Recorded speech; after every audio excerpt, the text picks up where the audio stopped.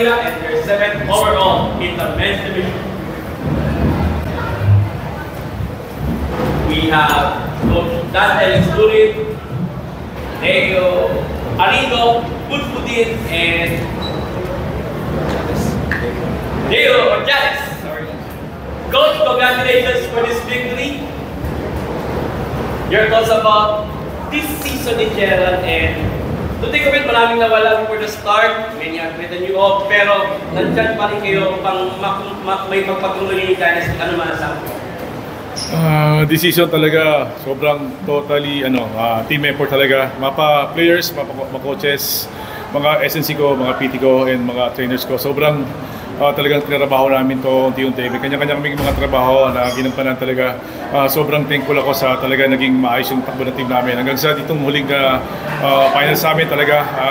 Kahit na-down kami, dahil sa mga coaching staff ko, mabilis kami nakabalik yung players ko. Kaya sobrang thankful ako sa lahat na tumutulong sa amin para makuha namin yung kampiyonato nito.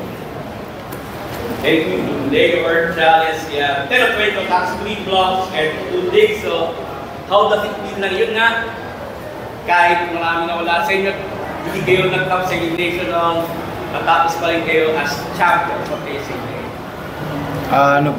Sobrang saya kasi talagang nagtulungan po talaga kami. Talagang nag-share ng kanya-kanya idea, tas nag-iisang decision po. Kaya nakuha namin yung panalo at salamat din sa mga coaches namin dahil andyan sila lagi na gumagabay sa amin kung ano namin gagawin. Yun. Thank you to Dulce Mayacas and 11 excellent receptions. So, champion kayo with this breed ng Bulldogs kayo. So, ano masasabi ko na yun nga, kahit wala rin mga seniors, kayo na nag-take over sa programa, yung champion pa rin kayo. Yung nasabi ni Coach Dante kayo na talagang totally team effort talaga yung gumana. Kasi for the past few months kasi medyo kalat kami. Ito kasi talaga yung first league na nabuo kami. So, ayun talagang inumpisahan namin sa dorm na ayun, kumakain kami sabay-sabay.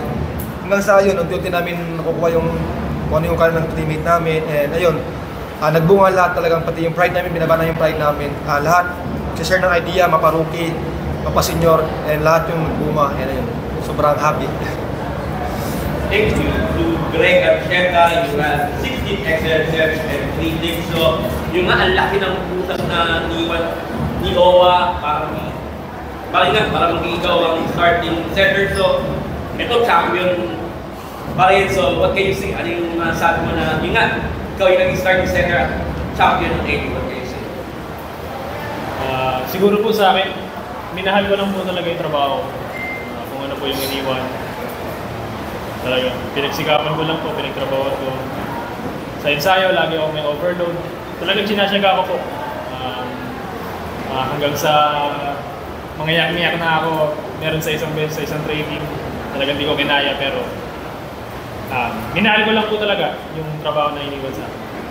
Thank you. And Leo Arigo, our finals MVP with 7 attacks, 10 extra receptions, and 4 digs. So yun na, champion, there were doubts na hindi makuha yung championship, pero siyempre naniwala kayo sa isa't isa na maging champion. What can you say?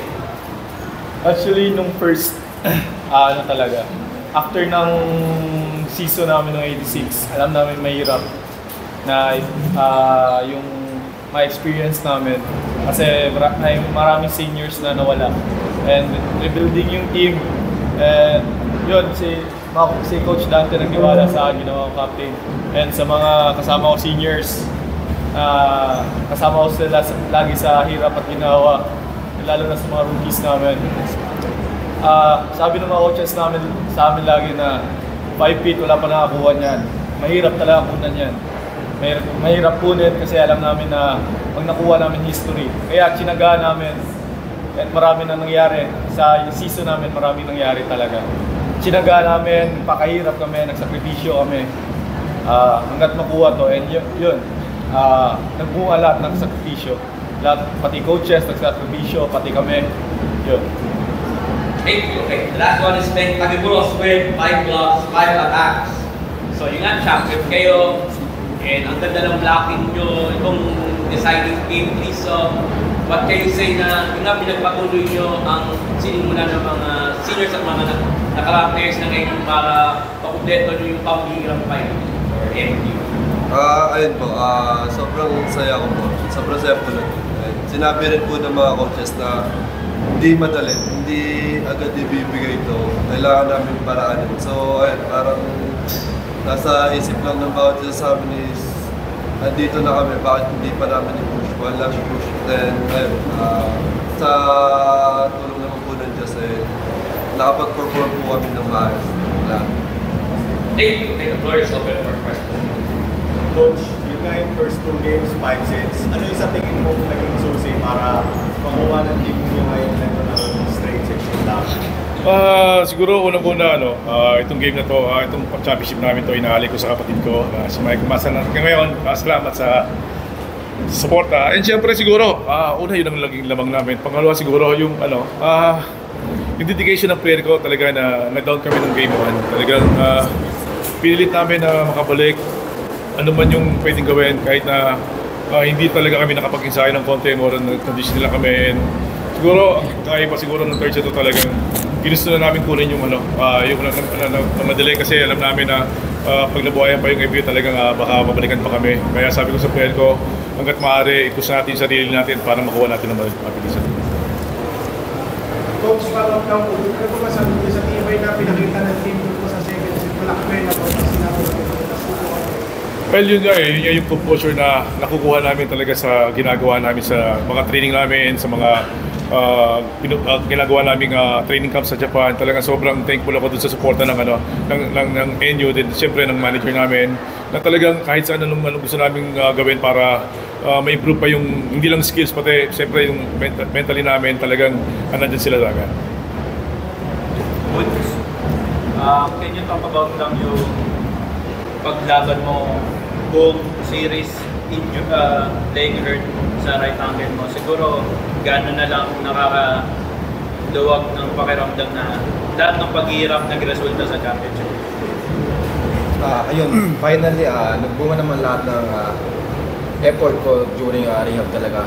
Kasi ang hirap din kasi talaga thrice a day eh. Tapos kahit gabi, talagang nire-release, sobrang sakit. So, go lang kasi gusto ko talaga makabalik eh. Gusto ko talaga makapagpapit sa team ko na alam ko kakailanganin pa rin naman nila yung leadership na meron ako. Kaya alam ko naman na kaya naman nila mag-perform, pero syempre iba pa rin yung kasi yung leadership na experience ko na may bigay ko sa team. Kahit yun lang sabi ko may ambag ko sa kanila. Kaya na yun, sobrang thankful ako na nakapalik ako ng maaga. And thank you sa PT namin na si Coach Gabriel and sa SNC namin na si Coach Dick. Talagang sinaga talaga nila yung oras nila na ilaan lagi sa akin. Halos wala silang time para sa pamilya nila, talagang sa dorm doon sila natutulog para lang ma-monitor yung ankle ko. Kaya na yun, sobrang thankful na may ganun kaming klaseng PTN. SNC. Today, maganda ka lang ka-fulfilling na kayo na kasi tinutuloy nyo pa yung sinuman ng mga seniors na naiwan na sina Owa, sina Iko. Kano ka-fulfilling na patuloy pa yung legacy ng inyo na champions pa yun kayo? Kasi nung mag-start yung game talaga, yung iba na pinaghuhugutan namin eh. Kasi yung pangarap talaga ng team namin is ito talaga. So every time na nasa loob kami ng court, yun talaga yung naging naging motivation namin na syempre hindi lang para sa amin, pati sa mga coaches namin na alam namin kaya sila nagsasakripisyo para din makuha tong championship na to. And ayun, lahat talaga nagbunga. Hindi lang isa nagtrabaho, pati lahat, coaches, families namin na nagpe-pray lagi para sa amin. Sobrang fulfilling kasi ever since na nag-NU ako, saksi ako sa paghihirap ng NU. Paano nila i-grind yung sarili nila para makuha yung every championship na nakakuha ni Coach Dante. Sobrang sarap sa feeling na hindi namin nasayangan yung ganong pagkakataon na lalo na tong 5-feet champion. Hindi namin nasayangan, nakuha din namin. Yung isa sa mga pangarap ng mga coaches and lalo na kami players. Kasi ito pa yung hindi nakukuha sa UAP, yung 5 feet sa men's volleyball team. And sobrang grateful ako. Kasi yun lang.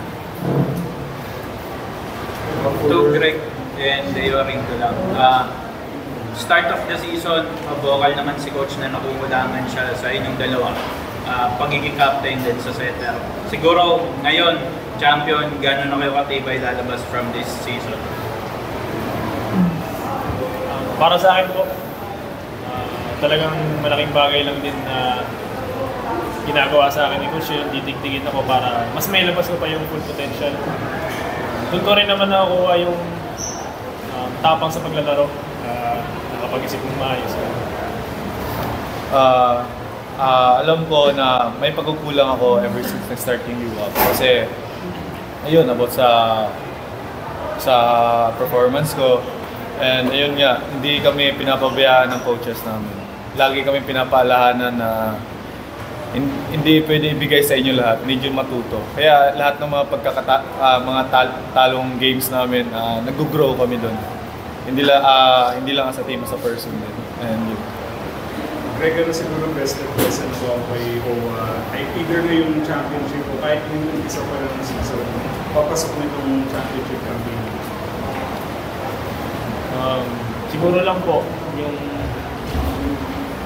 sinasabi niya na matagal naman na ako naglalaro, bakit kailangan ko pa matakot? Naglaro lang ako ng may pagmamahal sa volleyball. Ayun po.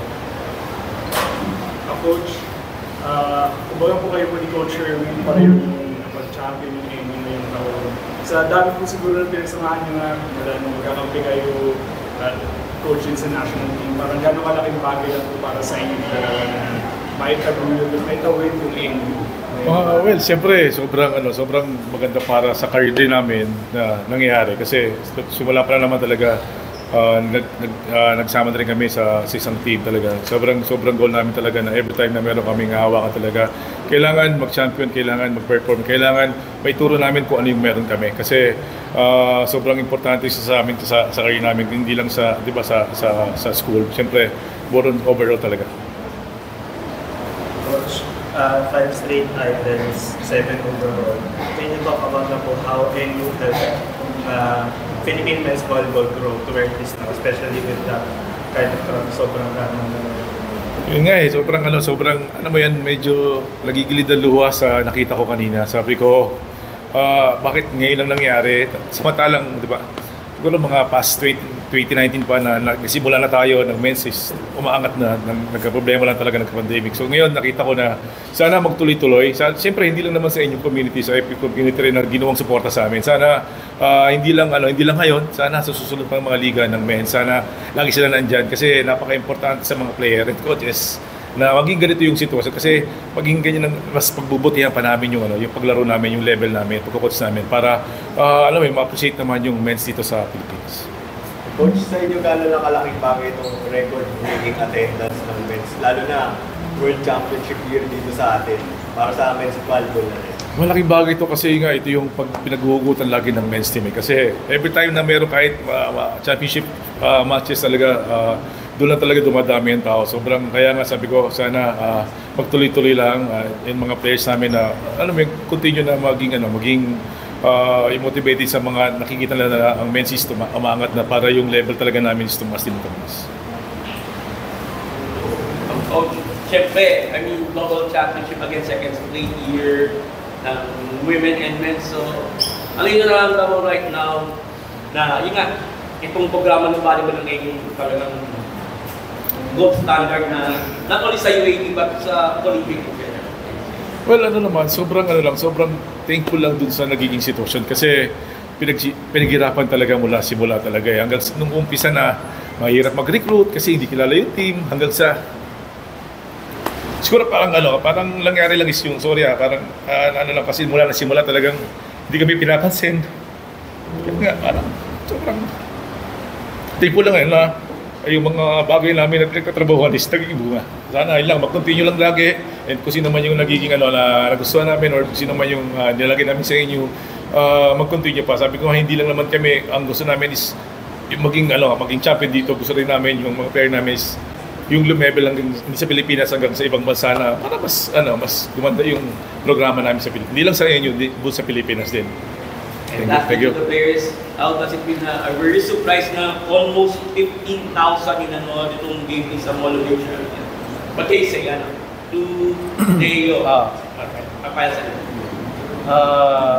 Siyempre, sobrang grateful kami na parang yun yung isa sa mga record ng fans sa men's volleyball team. Kasi dati, 2081, nakita ko yung championship. Siguro konti lang talaga yung mga tao na sumusuporta. And ngayon, sobrang proud ako sa team, sa UAAP volleyball na nagiging mataas na yung, parang napapansin na yung men's volleyball team. Yun naman yung isa sa mga pangarap ng mga players and coaches na mapansin din kami.